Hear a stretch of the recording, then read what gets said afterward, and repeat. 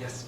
I was, one's default assumption, and I think you're rightly challenging it, is to assume that most of these images are illustrations in the conventional sense of as a visually oriented passage, and the reader is imagining it, and then you get a kind of approximation of what it looks like. And it sounds like you're challenging us to sort of think beyond that kind of relationship. I wonder if you could just say more about the different kinds of relations that you might then see as emerging, rather than just illustrating. Is it interpretation? Sure. Is it more so? Like I thought the dead body, for instance, was very interesting, because that's not what I think of when I read that passage. What you think of is Dante fainting, right? Exactly. To pick the dead body reorients it towards the comparison rather than. Well, it does, and one thing it does is it puts it through our eyes. It almost puts us in Dante's. It puts our eyes into Dante's eyes in a way. Whereas we're almost always in visual representations of the Divine Comedy, looking at Dante doing his thing. So it's odd. Yeah. The Holbein and Erasmus one is really interesting, and my colleague Jean Nuchterlein at York has written a great study of Holbein recently, and she talks about the really vexed relationship with the image in Holbein's work around the time of the Reformation, and the rhetorical ambiguity on display in that work is really rich. And again, it's just simply not a straightforward representation of what is being described. There's so much more going on. I mean, one of the things I would say, just to, again, move it sort of sideways, is in the piece I did that I mentioned about architectural paratext and the idea of entering a book as if it's a building, I said that one of the problems, I don't know if you know this area, but Gerard Genet, who coined the term paratext, says the paratext is always subordinate to the text. And a similar thing is often said of illustrations. And what I said in looking at Renaissance books, because Genet's so interested in 19th century fiction, basically, that when you go back to things like Bunyan, Pilgrim's Progress, or something like that, actually the whole thing is in the paratext. The rest of the book is the illustration. So I think of the book can be the illustration of the illustration. And I actually think the Aesop is another example of that, where it can go both ways. The Lestrange edition has verbal illustrations of images, and the reader has then gone in and done the reverse. See what I mean? Or emblem books. Emblem books is another great example. Absolutely. But I think I'm particularly struck by examples, finding examples where the relationship is neither straightforward nor linear, straightforwardly linear, that you've got the verbal description and then you have a visual rendering of it. I think where there's something more going on.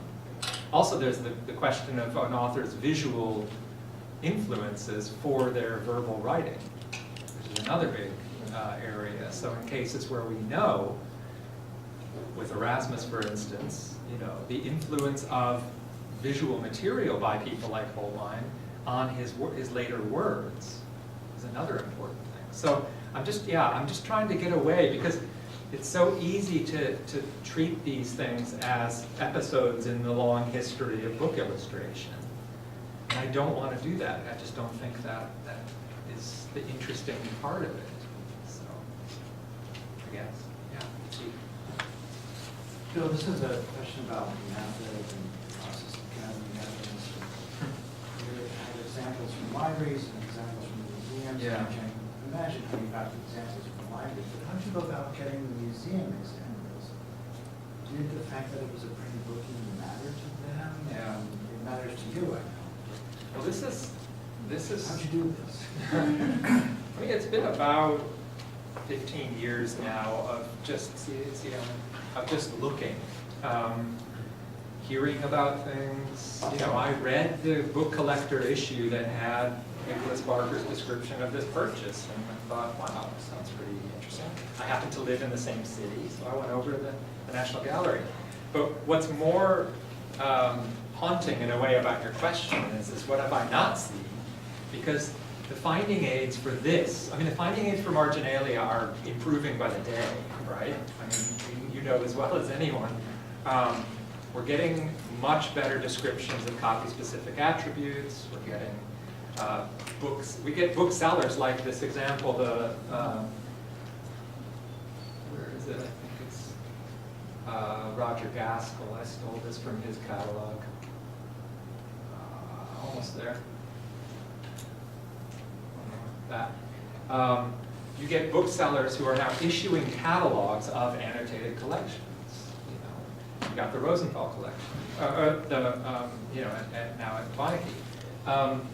That stuff is all really helpful, but it's not very well geared, I'm finding, toward this borderline between the visual and the verbal. And again, it's partly a matter of vocabulary.